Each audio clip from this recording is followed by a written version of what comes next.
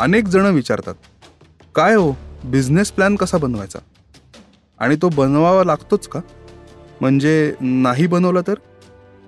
किंवा अजून बेसिकच कच खातात, आम्हाला बिझनेस प्लॅन बनवता येत नाही, संपला विषय. तर अगदी शब्दार्थ घेतला तर व्यवसायाचा प्लॅन, आराखडा इतका सोपा अर्थ मनाशी धरूया आणि पुढे जाऊया. असं बघा, तुम्ही घर बांधायचं ठरवलं, जागा फायनल झाली आणि विटा, सिमेंट, वाळू अशी सगळी सामुग्री हाताशी घेऊन घर बांधायला सुरुवात केली. म्हणजे अशी सुरुवात तुम्ही कराल का? एक प्लॅन बनवाल ना. किती जागा आहे, खोल्या किती बांधायच्या आहेत, किती मोठ्या हव्यात, सोयी काय काय करायच्यात, खर्च किती येणार आहे, कोण कोण माणसं काम करणार आहेत, अंदाजे किती वेळ लागणार आहे, कर्ज काढावं लागणार आहे का, पैसे कसे जमवणार आहे, बांधून झाल्यावर सुशोभित कसं करायचंय, या सर्व गोष्टी आपण ठरवतो. अनेकांचा सल्ला घेतो. वेळ, पैसा, श्रम याचा आराखडा बांधतो आणि मगच कामाला सुरुवात करतो. बरोबर ना? बिझनेस प्लॅन म्हणजे अगदी हेच.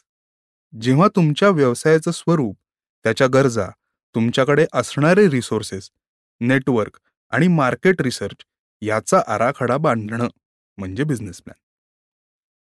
खूप चकाचक, खूप पैसे खर्च करून अवघड बिझनेस प्लॅन बनवायचा आहे, हा विचार पहिल्यांदा सोडून द्या. साध्या कागद पेनाने हे काम सहज पूर्ण होऊ शकतं. सर्वात पहिला ड्राफ्ट तर असाच बनवा. तोच करायचा आहे, पण अधिक माहिती मिळाल्यावर, नव्या गोष्टी समजल्यावर त्यात योग्य बदल करून फायनल ड्राफ्ट करणं जास्त उपयोगी ठरेल. बिझनेस प्लॅनमध्ये 2 गोष्टींचं वर्गीकरण करावं. एक एक्सटर्नल आणि दुसरं इंटरनल. म्हणजे मार्केट फेसिंग आणि कंपनी फेसिंग. मार्केट फेसिंग म्हणजे काय? की कस्टमर्सना ज्या गोष्टी दिसतील, उदाहरणार्थ website, logo, social media, label, packaging, products, service, price वगैरे वगैरे, याचा एक प्लॅन बनवूया. आता इंटरनल किंवा कंपनी फेसिंग म्हणजे काय? तर माल कुठून आणायचा, प्रोडक्ट्स बनवायचे का बनवून घ्यायचे, टीम बिल्ड करावी लागेल का, या सगळ्याचं आर्थिक गणित कसं असेल. वर आपण ज्या मार्केट फेसिंग गोष्टी बघितल्या, त्या आपण तयार कशा करणार आहोत, कोणाला कोणाला कामं सोपवायची आहेत, किंमत कशी ठरवायची, प्रोडक्ट किंवा सर्व्हिस असेल तर त्या ग्राहकांपर्यंत कसं पोचायचं, या सगळ्याचं नियोजन आपल्याला करावं लागतं. आता येणारे पैसे आणि होणारा खर्च याचं सुद्धा गणित मांडायला हवं. याला प्रोजेक्शन्स असं म्हणतात. म्हणजे अंदाजे, ठोकताळे वापरून, पूर्वीच्या अनुभवातून, रिसर्चमधून, मिळालेल्या माहितीतून जे निष्कर्ष आपण काढतो, ते प्रोजेक्शन्समध्ये आपल्याला वापरता येतात. एक उदाहरण देतो. एक प्रोडक्ट ₹100 आहे. इथे आपण फक्त 6 महिन्यांचा विचार करू. अशी 10 प्रोडक्ट्स आहेत आणि प्रत्येकी ₹100 विक्री किंमत आहे. हिशोबाला आणि मुद्दा लक्षात येण्यासाठी मी आत्ता सोपी आकडेवारी घेत आहे. तर पहिल्या महिन्यात 100 प्रोडक्ट्स जर आपण विकले, म्हणजे येणारे पैसे झाले 100 गुणिले 100, 10,000. पुढल्या महिन्यात 300, म्हणजे येणारे पैसे झाले 30,000. असं 6 महिन्यांचा अंदाज बांधायचा. अशाच पद्धतीने खर्चाचा अंदाज सुद्धा काढूया. जी वस्तू आपण ₹100 विकतोय, त्याची बनवायची किंमत, लागणारा वेळ, 6 महिन्यात जर आपण 2,000 विकणार असू, तर तेवढं बनवण्यासाठी काय करावं लागेल? तेवढा वेळ, मनुष्यबळ आहे का? हे सगळं मांडायला सुरुवात केल्यावर त्यात राहणाऱ्या त्रुटी किंवा खर्चातले बारकावे समोर दिसू लागतात. मग समजा 6 महिन्यात प्रत्येक महिन्याचा अंदाजे आपण जर सेलचा विचार केला, तर हे प्रॉडक्ट्स एकदम बनवून घेतल्यावर एकत्र माल आणल्यास आपले पैसे किती वाचतात? तेवढे पैसे एकदम आज आत्ता गुंतवणं शक्य आहे का? हे सारे प्रश्न पडतील आणि त्याची उत्तरं सुद्धा मिळतील.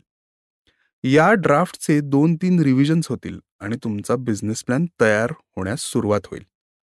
गोल आपला एकच आहे, खर्च कमी आणि नफा जास्त. आपण जेव्हा खर्चाचा किंवा जाणाऱ्या पैशांचा जेव्हा विचार करतो, तेव्हा केवळ प्रॉडक्ट किंवा सर्व्हिस तयार करण्यासाठी लागणारे पैसे याचा विचार होऊन पूर्ण खर्चाचा अंदाज येईलच असे नाही. व्यवसाय सुरू करताना काही खर्च लक्षात घेतले पाहिजेत. व्यवसायाचं रजिस्ट्रेशन असेल, शॉप ॲक्ट असेल, अजून काही लायसन्सेस असतील, सॉफ्टवेअरचे लायसन्सेस असतील, काही मशीन घेणं असेल, लोगो डिझायनिंग, ट्रेडमार्क, वेबसाईट बनवणं, इतर काही प्रिंटिंग असेल म्हणजे visiting card, banner, flex, standee, brochure इत्यादी. आपल्या व्यवसायाच्या गरजांनुसार हे सगळे खर्च मांडणं अत्यावश्यक. यातले अनेक खर्च दर महिन्यात होणार नाहीत. काही वर्षातून एकदा किंवा काही अगदी वन टाइम खर्च असतील. प्रमोशन आणि मार्केटिंगचा प्लॅन यांचं बजेट ठरवणं सुद्धा तितकंच महत्वाचं असतं. आणि ती थोडीशी किचकट गोष्ट वाटू शकते. सुरुवातीला याचा अंदाज बांधणं सुद्धा कठीण आहे. सहज जाता आता सांगतो. इथे खर्चाला आळा घालू नका. मार्केटिंग आपण आपल्या व्यवसायाचं करत असल्याने त्यात पैसे घातले तरी त्याचा फायदा आपल्यालाच होणार आहे. अजून एक थंबरूल तुम्हाला मी सांगतो. खर्चाचा जेव्हा अंदाज येत नाही तेव्हा जो साधारण जवळपास जाणारा आकडात मनात येईल तो आत्ता तुर्तास लिहा. त्यावर 20% वाढवा. म्हणजे आपल्याला साधारण खर्चाचा अंदाज येईल. यानी तुम्ही बिझनेस प्लॅन या स्टेपला अडकणार नाही.